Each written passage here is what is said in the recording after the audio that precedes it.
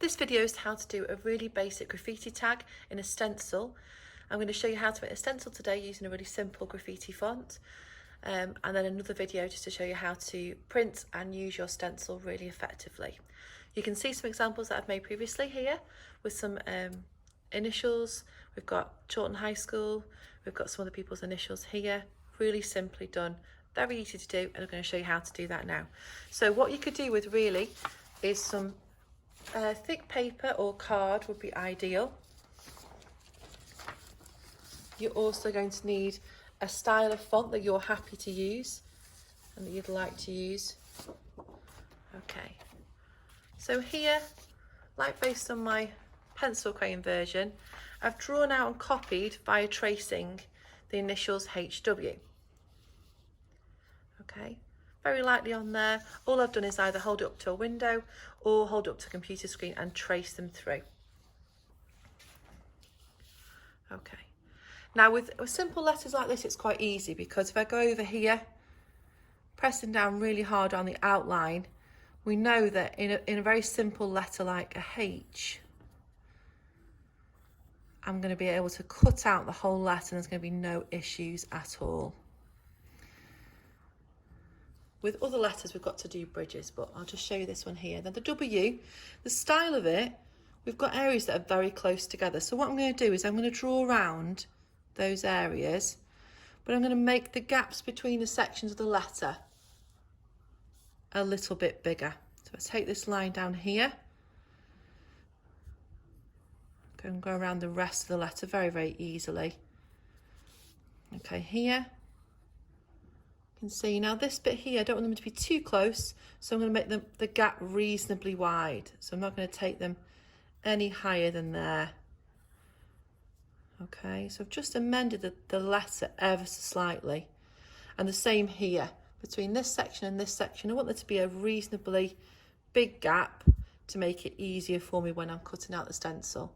So I'm not going to have any weak areas of card or paper that are going to fall apart when I'm going to use them later on. So I've made some slight adjustments to that letter, and straight away it's a little bit stronger in terms of its design. This line here that goes up, I'm going to make it wider. The same thing again so that I can, okay. And to make it easier for me to understand which bit I'm going to cut away, I'm just going to scribble and fill in with pencil the parts of the letter that I'm going to get rid of, because it can get a little bit confusing when you're cutting out later on.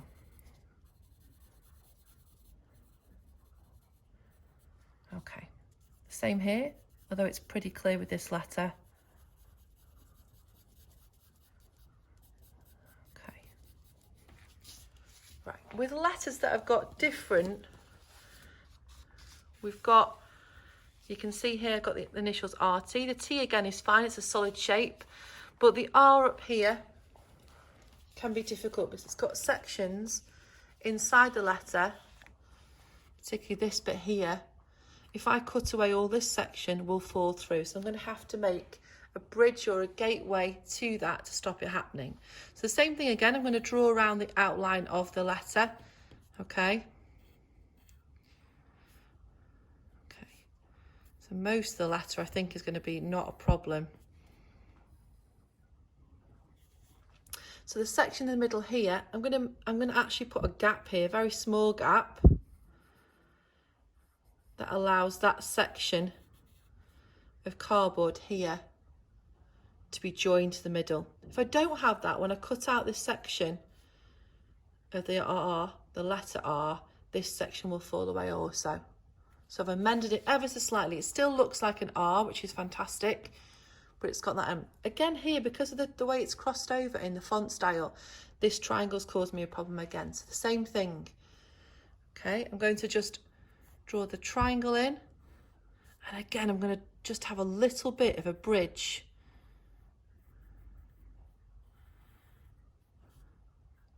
That eats into that section there a tiny bit. Okay. And again, I'm going to colour this in just roughly so it's easy and clear for me to know which part of the stencil we're taking away, which bit is going to go into the bin and we're not going to keep. Okay, you can see that example here as well, maybe a little bit clearer with the fine liner. So we've got this little link here, this bridge to the middle section. It still looks really clearly like an R. And again, this bit here helps actually because the style of the R kicks it out slightly, but with the overlapping font style, it was difficult without that. Okay, now I've made it clear which parts I'm going to cut away. I need to work out how I'm going to cut those. Now, if you've got a craft knife, then fantastic, but I'm also going to show you how to use some scissors too. Now, if you're using a craft knife, if you've got permission to, and you know how to use it, which I'll go through in a second, then please use that. Okay, but you'll need something underneath. You need a cutting board. If you've not got a cutting board, some newspaper, a load of newspaper sheets would be great, or a piece of cardboard. Just make sure that you're protecting your table.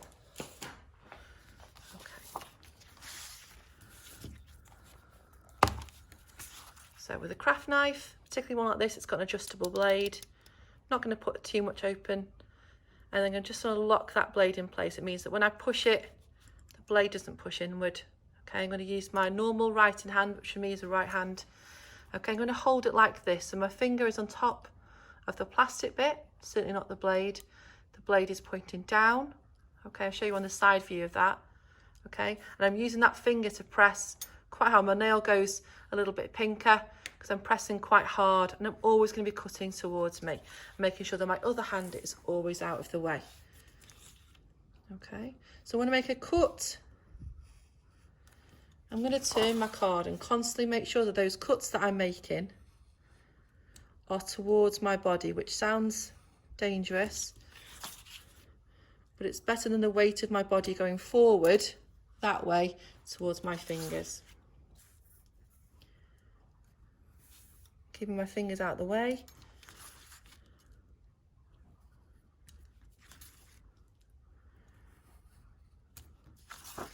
If you want to, if you find it easier, you can actually take away certain sections that you've already cut out. You could actually rip those out as you go if that's helpful to you. I prefer to do it at the end. I'm not going to worry too much if my cuts aren't exactly right, because no one's going to see this original stencil before I use it, so it's absolutely okay if they're not perfect.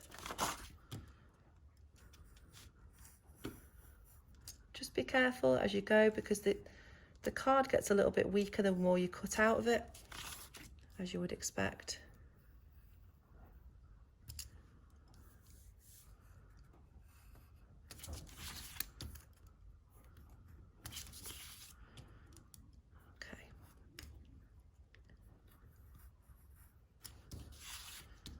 And it also doesn't matter if your paper's getting a little bit dirty from the pencil, because that is going to be covered. Hoping that I've made all the cuts I need to now. Oh, I've just missed one there. Okay.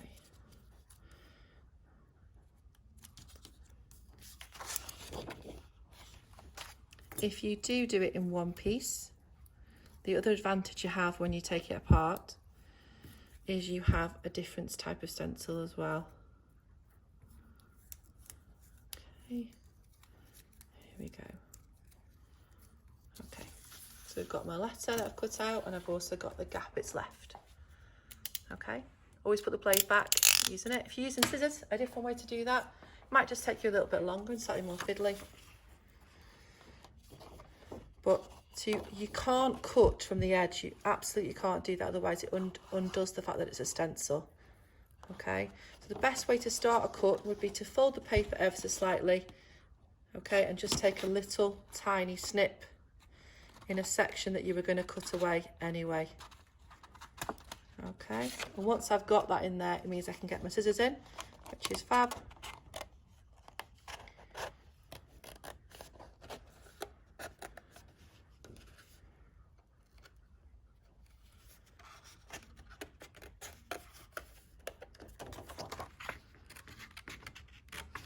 You might find it easier to cut sections off as you go. You don't have to have this And once you finish, there might be some cuts that you can make that neaten up the edges that you feel that would be beneficial. Let's see. So it's still going to have the same effect. If you've got a more complicated letter, then just take your time. As I say, don't worry about any smudging pencil marks or anything like that at the moment. We can sort those out at the end. In fact, before you start painting with your stencil, it might be helpful if you possibly can just to rub those away. So if you use a lighter colour paint, they're not going to smudge.